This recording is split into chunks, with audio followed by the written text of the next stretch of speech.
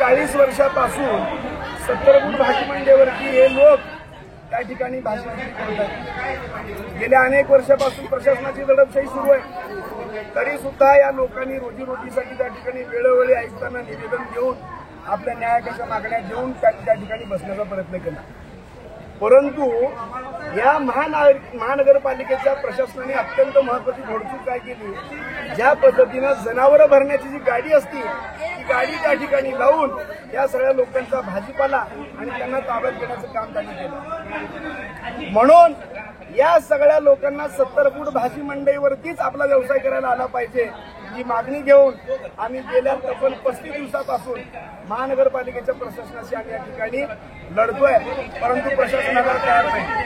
आम्ही महानगरपालिकेच्या आयुक्तांना निवेदन दिलं, पालकमंत्र्यांना निवेदन दिलं, एवढंच नसून आमचे नेते माजी आमदार कॉम्रेड नरसे ॲडम मास्तर यांनी स्वतः ज्यावेळी उपमुख्यमंत्री साहेब सोलापूरच्या दौऱ्यावर आले होते त्यांना भेटून निवेदन दिल्यानंतर उपमुख्यमंत्री साहेबांनी आश्वासन दिलं, जोपर्यंत सोलापूर महानगरपालिकेची निवडणूक होत नाही, त्या ठिकाणी नवीन सभागृह प्रस्तावित होत नाही आणि नवीन महापौर आल्यानंतर लोकप्रतिनिधींच्या सगळ्यांच्या समावेश सभागृहामध्ये ठराव मांडून या लोकांना त्या ठिकाणी अधिकृत परवानगी दिली पाहिजे, त्यांना व्यवसाय करण्याची परवानगी दिली पाहिजे, नियम वाटी लादून त्याच ठिकाणी व्यवसाय करण्याची परवानगी दिली पाहिजे, अशा मागण्याचं निवेदन आम्ही दिलं। त्यावरती उपमुख्यमंत्र्यांनी त्यांनी सकारात्मक आश्वासन देऊन त्या पद्धतीचा निर्देश आयुक्त साहेबांना देण्याचं त्यांनी आम्हाला आश्वासित केलेलं आहे। या गोष्टीला सुद्धा आयुक्त साहेब अद्याप त्यांनी कुठलीच कारवाई करत नाहीत, उलट या सगळ्या लोकांच्या रोजीरोटीवरती त्यांनी नांगर फिरण्याचं काम केलेलं आहे। म्हणून आम्ही या गोष्टीचा निषेध करतोय। या ठिकाणी आम्ही निवेदन द्यायला आलो, पण निवेदन घ्यायला आयुक्त साहेब नाहीत, संबंधित अधिकारी येत नाहीत, पोलीस प्रशासन या ठिकाणी आमच्याविषयी दडपशाही करते।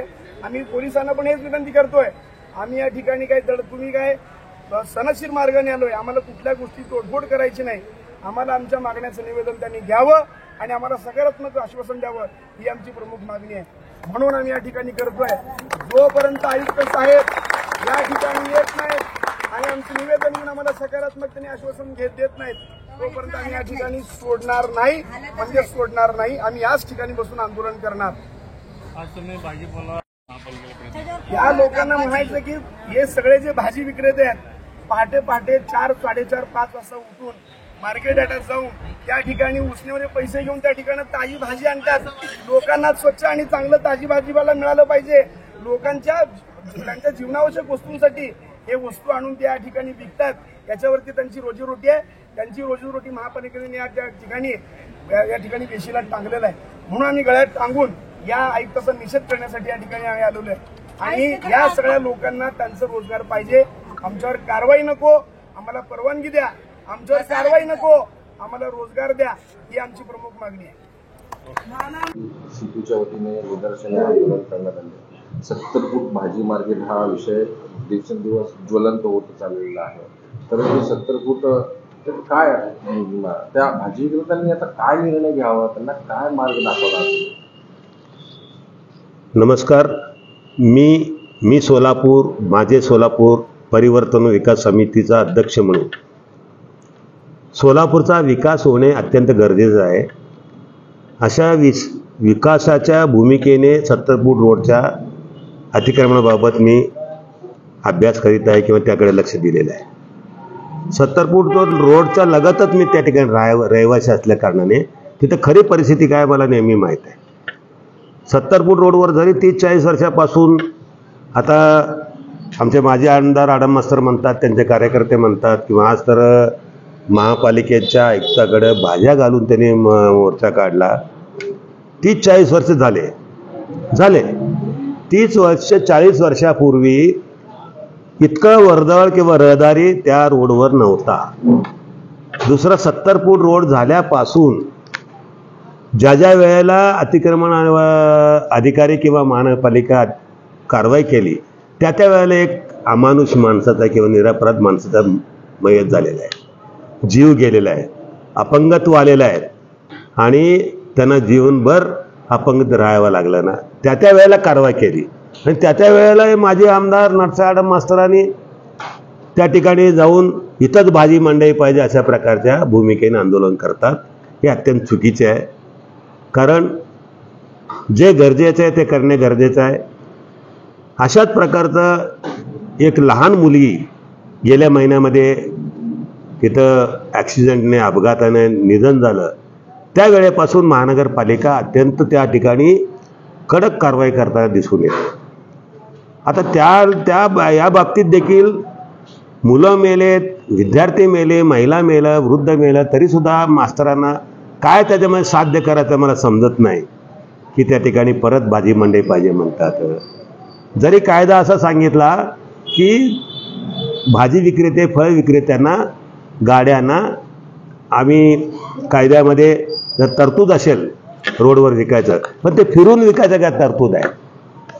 पण यांनी त्याचा अर्थ वेगळा काढून काही मुठभर लोकांना हाताशी धरून, आपल्या पक्षाच्या कार्यकर्त्यांना हाताशी धरून त्या ठिकाणी भाजीवाल्यांचं नुकसान करत आहेत, भाजीवाल्यांचं दिशाभूल करत आहेत.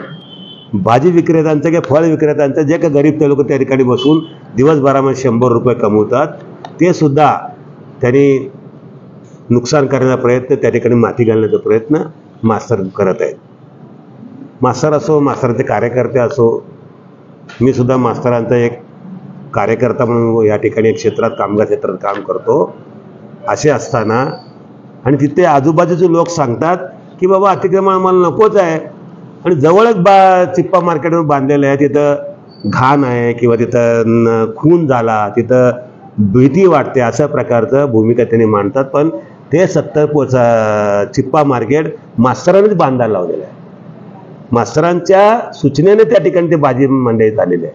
आता स्वच्छ आहे तिथं कोण नाही म्हणतं, रात्री कोण दारुडा बसणारच तिथं, आणि कोण त्या तिथे दिसत नाही म्हणतं अवैध धंदे चालणार, आणि काय रागाच्या भरात काय असेल ते त्यांच्या काय कारणात मर्डर बी होईल.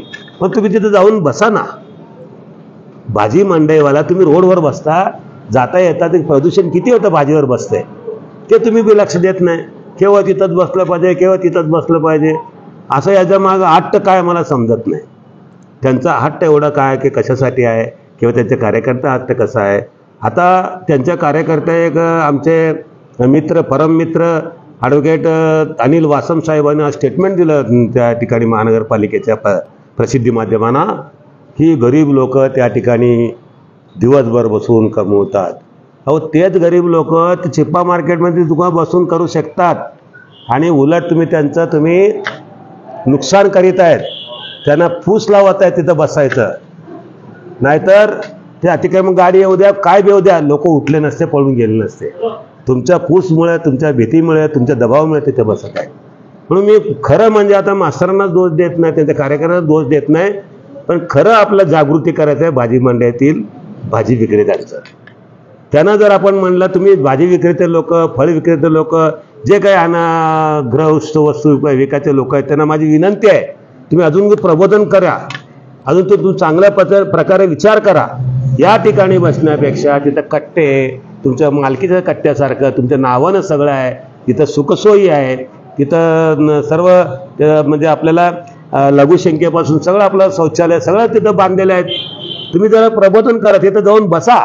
आज येईल ना, लोकांना गरज आहे. एक वस्तू आपल्याला पाहिजे असतं तर मधला माळतला जातो, एक वस्तू आपल्याला पाहिजे तर मंगळवार बाजारात जातो.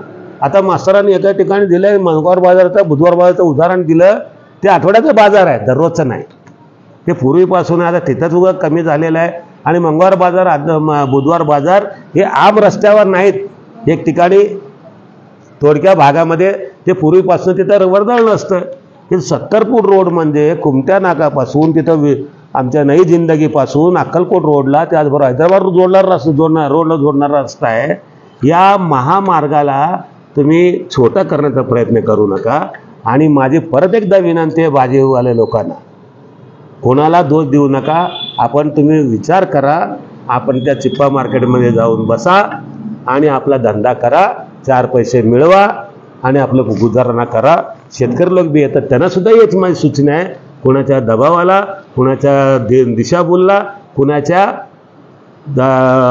म्हणण्याला ऐकून तुम्ही या ठिकाणी बसण्याचा प्रयत्न करू नका. असे सांगत असताना माझी तिथं ठाम मत आहे, जर परत बसवलं तर महापालिका परवानगी देऊ शकत नाही. महापालिकेला परवानगी द्यायचा अधिकार बी नाही. मोठ्या रोडवर परवानगी द्यायचा असं प्रकारचं तिथं उपायुक्तांना सकाळच्या पेपरमध्ये त्यांनी डिक्लेअर केलेलं आहे. आणि जर महापालिकेचा परवाचा प्रश्न नाही, पण यांनी जर ठामपणे तिथे बसायचा प्रयत्न केला तर आम्ही त्या ठिकाणी आंदोलन तीव्र करणार अशा प्रकारचे ते आम्ही यापूर्वी सुद्धा मी जाहीर केले.